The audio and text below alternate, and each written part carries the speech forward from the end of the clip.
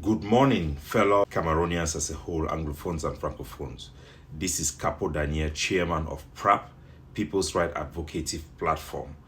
Today, we want to highlight to you a very deep plight for our people using this platform of our daily brief. We want to draw attention to the reality that affects our brothers and sisters in the Anglophone region, whether they are in abroad or they are home. Our attention was brought over a year ago about the fact that due to Donald Trump's administration policy towards Africa and Cameroon in particular, the UN may cease to operate in our region. That has focused to help the IDP people.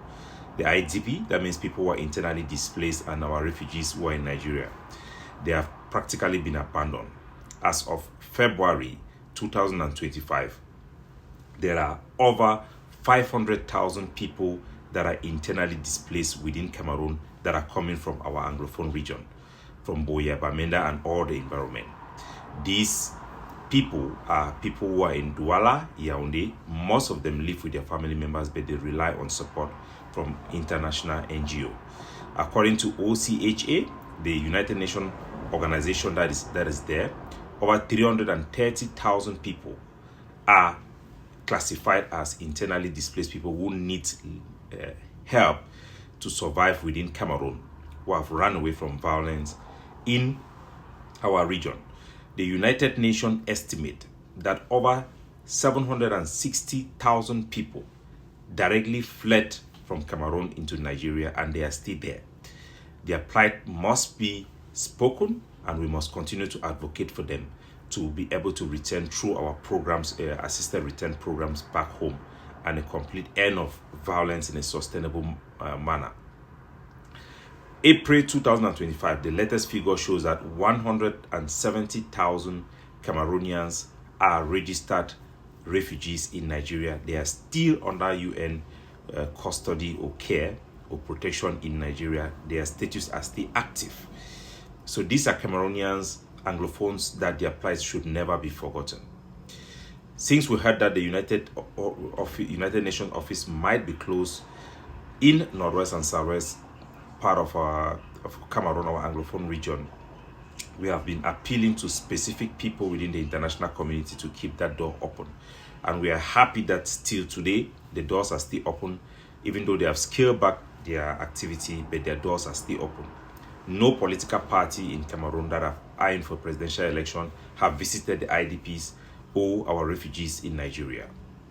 We want to remind our people that their plight is still the core of our advocacy here in PRAP, and will continue to advance that cause to our international partners and to the global partners to look into a negotiated settlement that can guarantee their peaceful return, assisted resettlement back home. Theirs will never be forgotten. We understand that the humanitarian need is not just about aid and money to the IDPs and refugees. It's about a broader also lack of unity of our people behind this vulnerable category of people.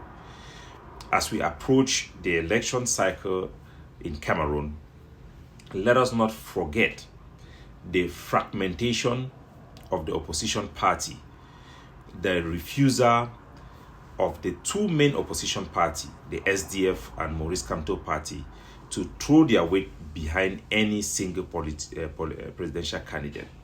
That remains the single biggest challenge of Cameroonians to make progress in any democratic format or in any way, because our people still are suffering from greed, selfishness, and the lack of political parties or groups to put the public interest ahead. The focus on personal ambition over common good have played a big part in this perpetual status quo in Cameroon. Ask yourself, what is Maurice Kamto doing? And who can push him to support somebody else? Nobody. Because his party members, his supporters, are focused on this personality that he has built and their group. That is the general problem in Cameroon that has kept the regime in place. It is easy to blame the long-standing leader for remaining in power. It is very easy. I'm not going to do those easy things. Not that we don't blame him. for his personal responsibility, but we must hold ourselves to a higher standard to take responsibility to change things. We must recognize that we as a people, we have this big hurdle that we must overcome for us to be able to challenge the status quo or the regime.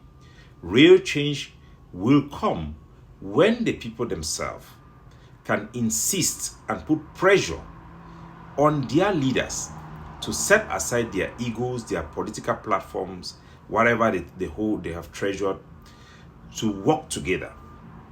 We must urge supporters of Maurice Kamto and Joshua Osei.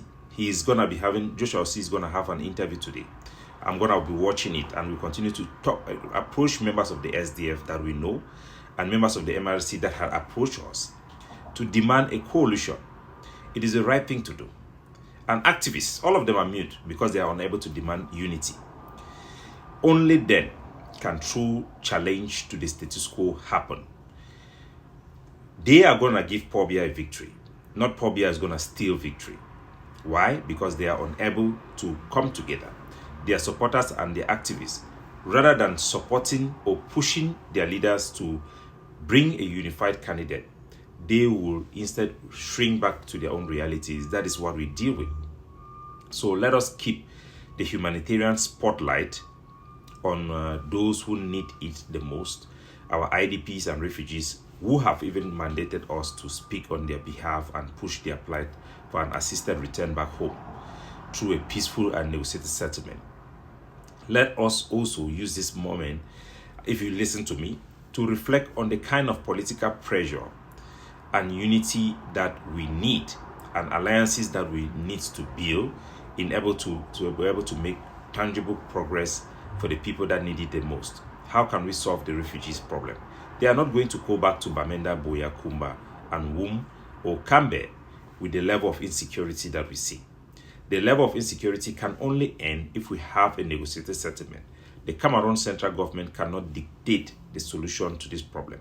This problem must end in the negotiation table. Yes, there are all reasons not to negotiate, but it must end in the negotiation table to able to de-escalate, take away the legitimacy from those criminal gangs who have taken hostage of this Anglophone crisis due to our own mistakes.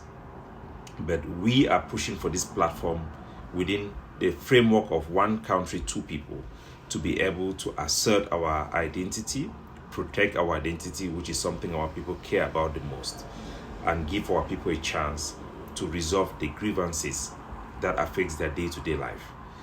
There are a lot of issues coming up about the Sonera refinery being undermined. We are going to put those things out, especially with the big revolution that a relative of Diongote is involved in the newly reconstructed structure in Kribi. We are going to be bringing that to you in a transparent manner to uphold the public interest in this issue. So we will continue to do that.